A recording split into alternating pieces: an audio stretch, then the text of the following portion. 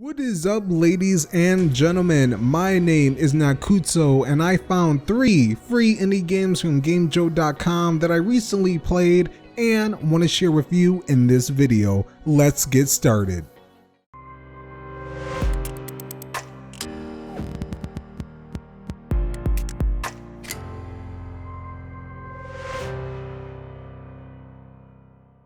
The first game that we're going to be taking a look at is one of the first games I actually found on Gamejolt, and it was really visually appealing to me. That is one of the things that I look out for when I actually download games, since I usually want to kind of go in blind. So I look for something that looks pretty cool. I guess I'll check it out. I am glad that I actually did check out. Log Riders is an early access title created by Raging Mages, and the basic objective of the game is to make it to the end goal, but it's not that easy.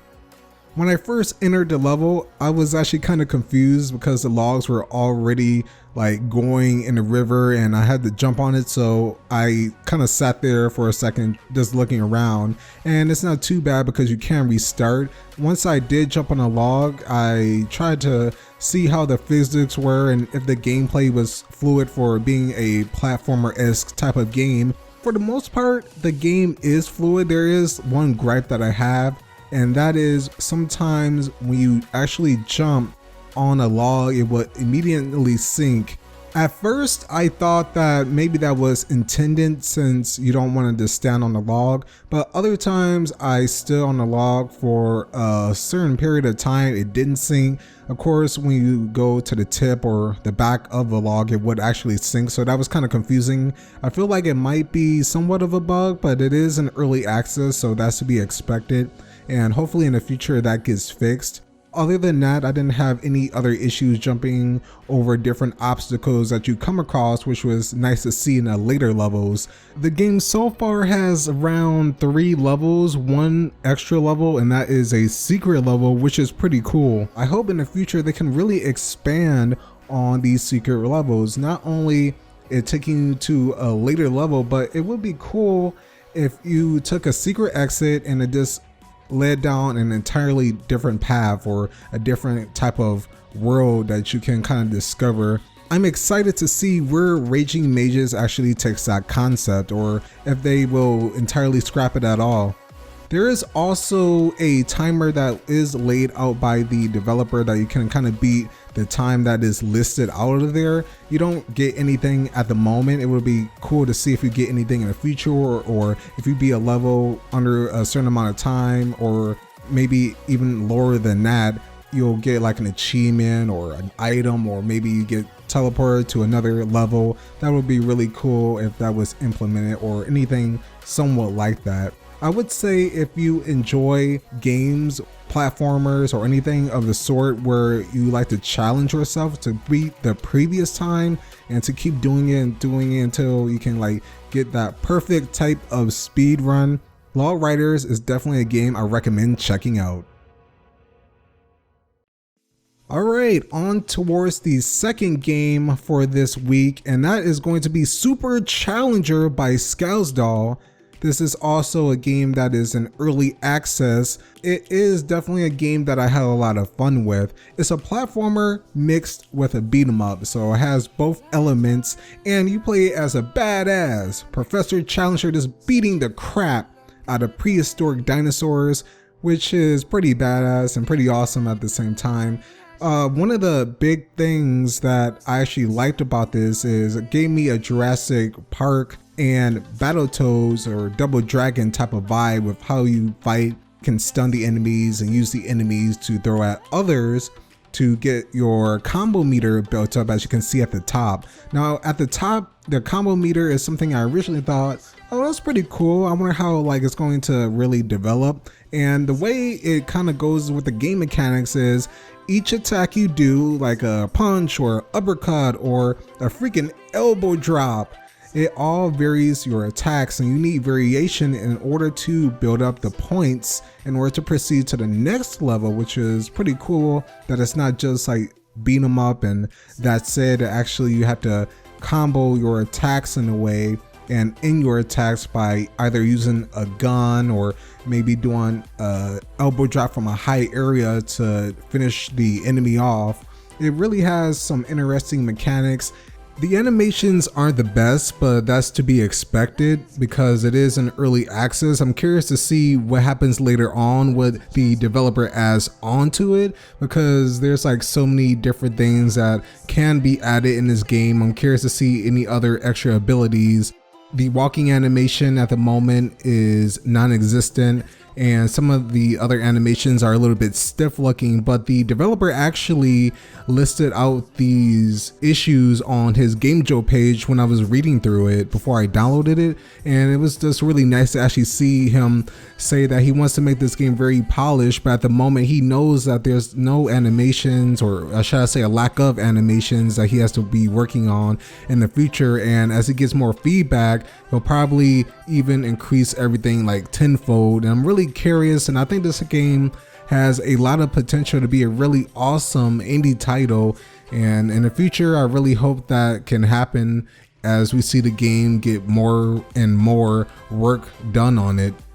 There's a total of 3 levels, one being a tutorial which lays everything out for you really well. It taught me pretty much everything I needed to know, although you still have to think outside the box when fighting these enemies, trying to use these combos in a certain way in order to proceed to the next level. I definitely think if you love a game that just beat the crap out of your enemies and also has some platforming elements, Super Challenger would probably be best for you on this list. And come on, you're beating up dinosaurs with your fist. What's not to love? Oh my goodness.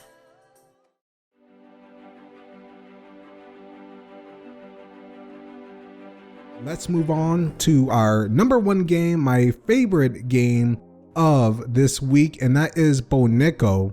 This game starts with Bonnie, a little girl, going to a mansion trying to find her lost cat, Boneko. Unfortunately, he's transformed into a hat. From there, some wackiness ensures, especially when you find these certain power-ups. This is kind of like a really humorous type of game. It had me laugh a couple times. For example, you get fur balls as your main attack, but the cool thing is you have a companion on your head, so that is kind of similar to Legend of Zelda, the Minish Cap, where you kind of have Ezio on your head. So that kind of gave me that feeling of having a companion by you, but it was really adorable actually seeing the cat on top of Bonnie's head. The game features around like 4 or 5 different enemy types.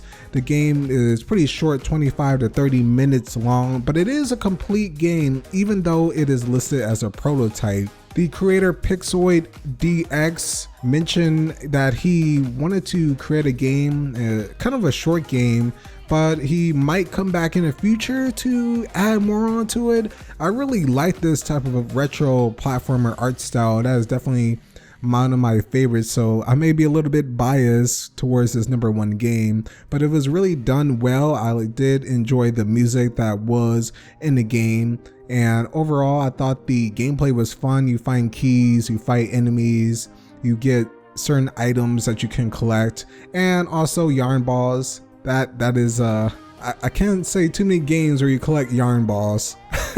Definitely it's something that I would want to go more into, but I want you to experience it because the end level design when you get to the end of the game is pretty smart and brilliant, how the creator actually planned out the whole game towards the end. I really hope this game comes back in the future.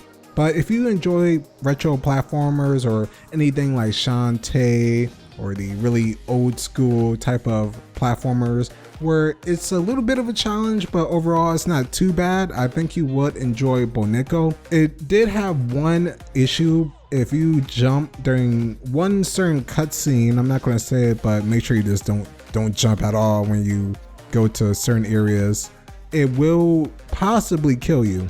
Maybe you should find out for yourself, but that was a little bit annoying when I got into one cutscene and managed to die and the game freeze and I had to start all the way from the beginning like 2 times. Overall, my favorite game of the week is Boneko, as it has probably everything I love in a platformer. Here is a question of the day for you. What is your current favorite indie platforming game?